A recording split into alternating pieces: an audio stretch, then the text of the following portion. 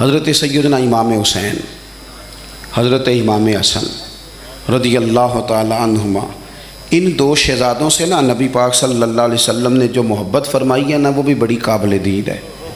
حضور نے جو ان سے پیار کیا ہے، کچھ لوگ ایسے ہوتے ہیں کہ جن سے انسان جب پیار کرتا ہے، محبت کرتا ہے، تو وہ بات نا دور دور نکل جاتی ہے، بات پھیل جاتی ہے۔ ان کے ساتھ نا میرے نبی پاک کا خصوصی لگاؤ ہے۔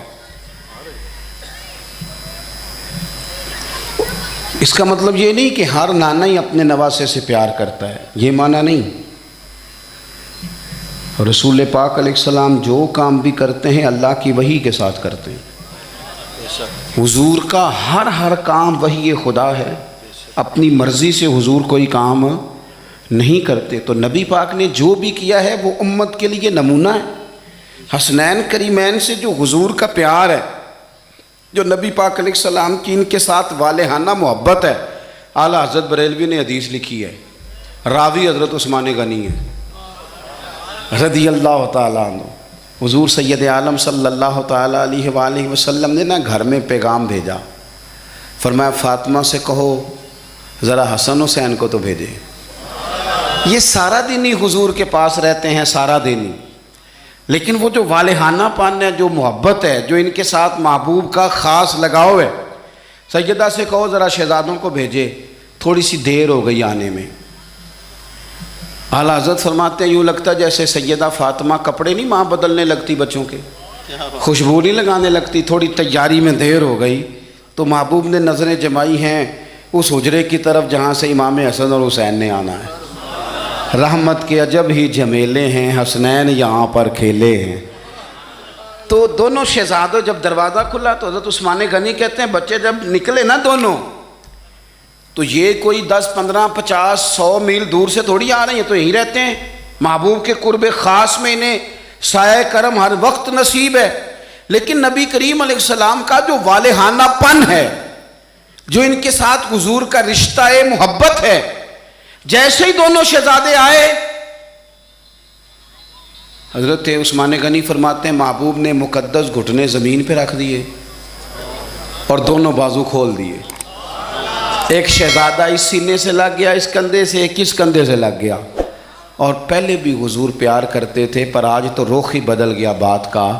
اللہ کے پیارے حبیب علیہ الصلوۃ والسلام فرمانے لگے اے اللہ، یہ دونوں شہزادے کندھے سے لگے ہوئے، حضور فرمانے لگے اے اللہ میں ان دونوں سے محبت کرتا ہوں، تو بھی ان سے محبت فرما۔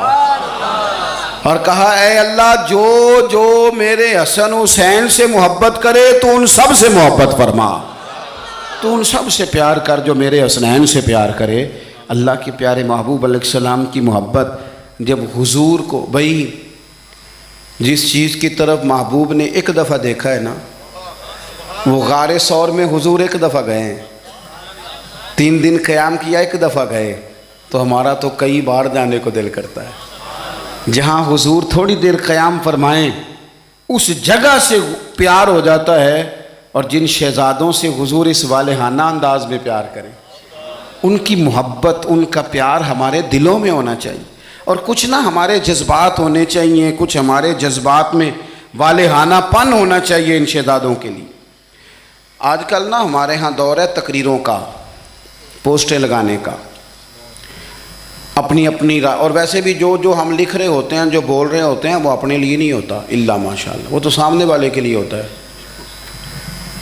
وہ تو حضرت مجدد الفسانی رحمۃ اللہ علیہ کے حالات پہ ایک سیرت نگار نے لکھا ہے کہ آپ نے ایک شخص کو نا اپنے سلسلہ نقشبندیہ میں اجازت دی کہ اب آپ بھی آگے اللہ اللہ بتائیں، تربیت کریں، یہی طریقہ ہوتا تھا۔ تو ان کو خلافت دے دی، اب وہ سلسلہ طریقت میں آگے اشاعت سلسلہ کا کام کریں گے۔ کچھ عرصے کے بعد وہ خلیفہ صاحب نے حضرت شیخ کو خط لکھا تو کہنے لگے حضور آپ نے فقیر کو اجازت دی تھی، اب میں تقریر بھی کرتا ہوں، تدریس بھی کرتا ہوں، تصنیف بھی کرتا ہوں۔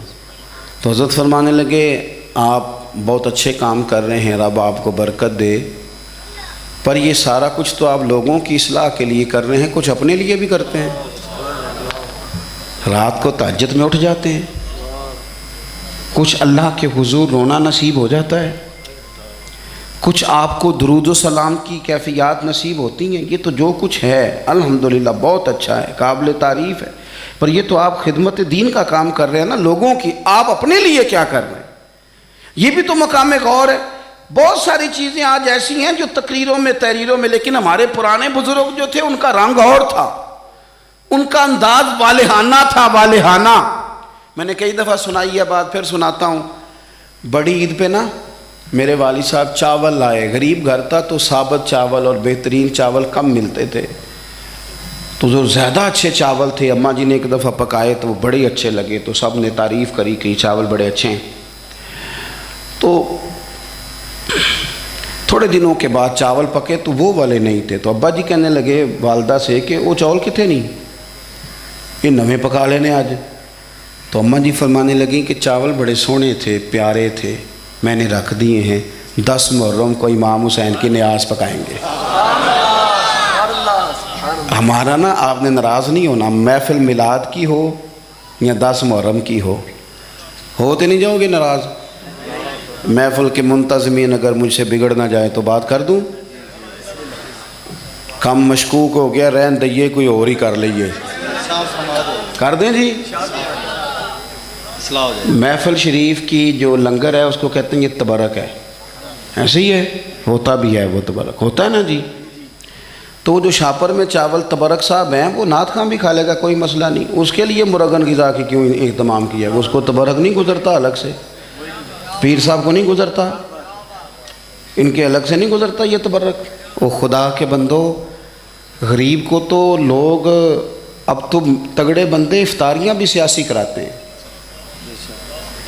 وہ تو دعوتوں میں بھی تگڑوں کو بلاتے ہیں۔ یہ محفل میلاد تھی، محرم کی محفل تھی، 11ویں کی محفل تھی، جس میں ماڑے ماڑے لوگ آتے تھے، تم نے اس میں بھی غریبوں کا شاپر والا چاول بنا دیا اور امیروں کے لیے لنگر مہمان خصوصی کے لیے تم نے الگ سے بنا دیا۔